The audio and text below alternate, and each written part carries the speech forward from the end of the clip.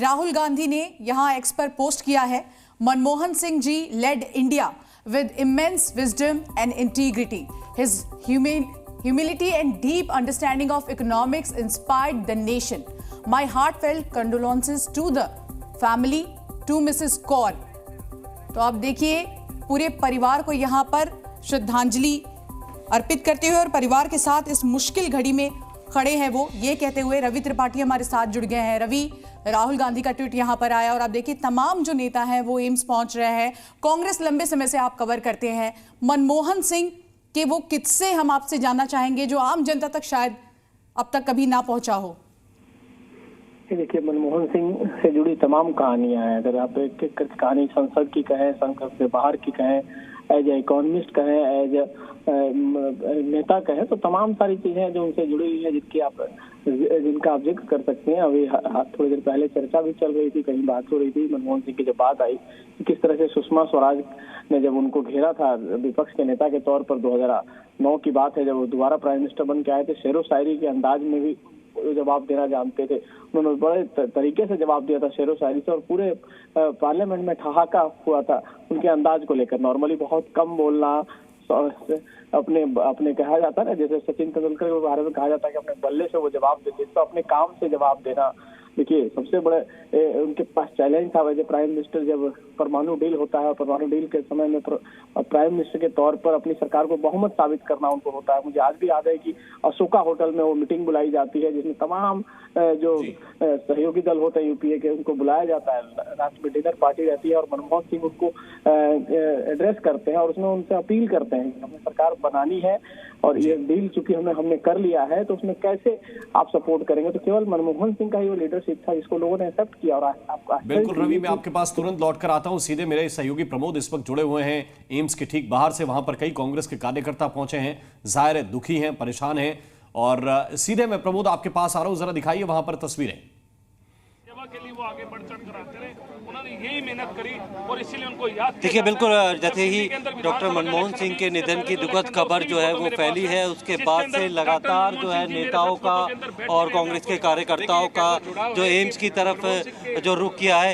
ये बताइए, आप यहाँ पर आए हैं, ये खबर लगी है, तस्वीर लेकर आप आए हैं, कब से कैसे जानते हैं मनमोहन सिंह की, कुछ यादें आपको? सर बिल्कुल, जब वो इलेक्शन लड़ रहे थे मेरे को उस टाइम से भी दुख हो रहा है, एहसास है, और आज भी एहसास है मेरे को। जब वो इलेक्शन लड़ रहे थे हमारे दक्षिण दिल्ली से, तब भी याद है, और अभी जब विधानसभा का इलेक्शन था मेरे क्षेत्र के अंदर आए थे, मुझे बहुत बड़ी खुशी है। मैं आपको फोटो दिखा सकता हूँ कि डॉक्टर मनमोहन सिंह जी मेरे क्षेत्र में आए थे और मेरा उनसे प्यार था, उन्होंने मेरे से शाल ली। मुझे फील हो रहा है कि वो छोड़ के सब कुछ नहीं, मैं तो कहता हूँ अब भी अगर सास उनको डॉक्टर उनको साथ दे सकता तो मेरे को मौत दे दे, लेकिन डॉक्टर मनमोहन सिंह जी को बचा ले, मैं ये चाहता हूँ सर। अपने व्यक्तिगत तौर पे जब आपने इनको देखा होगा, आप छोटे रहे होंगे, कभी इनकी क्या ऐसी खासियत थी जो आपको हमेशा याद रहती है? क्या आप इनको राजनीतिक के मानते हैं या फिर एक अच्छा इंसान थे? इन्होंने कभी राजनीति नहीं करी सर, चाहे इंदिरा जी के टाइम पे थे तब भी राजनीति करी, देश की सेवा करी। इन्होंने हमेशा देश की सेवा के लिए, हक के लिए खड़े रहे, लेकिन कभी पीछे नहीं हटे। तो इस चीज को हम मानते रहेंगे। और मैं फिर बार प्रमोद, देखिए तमाम कार्यकर्ता भावुक है, इन सभी के बीच कई राजनीतिक प्रतिक्रियाएं भी आई हैं, एक बार सुन लेते हैं। उनके साथ मुझे बहुत काम करने का मौका मिला, बहुत उनके साथ बैठने का, उनके साथ चर्चा करने का। उनकी एक तो जानकारी जबरदस्त थी, चाहे आर्थिक विषय हो चाहे दूसरे विषय हो। मैं मुंबई से दिल्ली जा रहा हूँ और उनको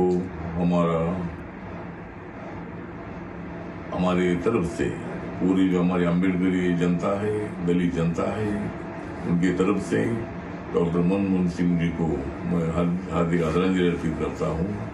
नमस्कार, प्रणाम, जय भीम, जय भारत, जय महाराष्ट्र।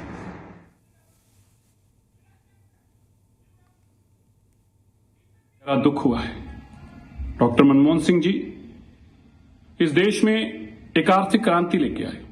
डॉक्टर मनमोहन सिंह जी चाहे आरबीआई के गवर्नर रहे हों, वित्त मंत्री रहे हों या देश के प्रधानमंत्री 10 साल रहे हों, उन्होंने अपने व्यक्तित्व को इस तरह से देश के सामने रखा जैसे वो एक देश के सेवक हों। पाकिस्तान में जन्मे और भारत में आकर अपनी शिक्षा क्रांति के चलते उन्होंने देश की सबसे ऊंची पदवी पर पहुंचे, देश के प्रधानमंत्री के रूप में। मेरे परिवार के साथ बहुत निजी संबंध थे, बहुत प्यार था। ऐसा सम्मान देना, जिस कुर्सी पर वो बैठते थे, उनके सामने छोटे से छोटा इंसान भी जब होता था तो ये महसूस नहीं करता था कि डॉक्टर मनमोहन सिंह जी बड़ी कुर्सी पर बैठे। तो ये आप रिएक्शन सुन रहे थे, राजनीतिक रिएक्शन सीधे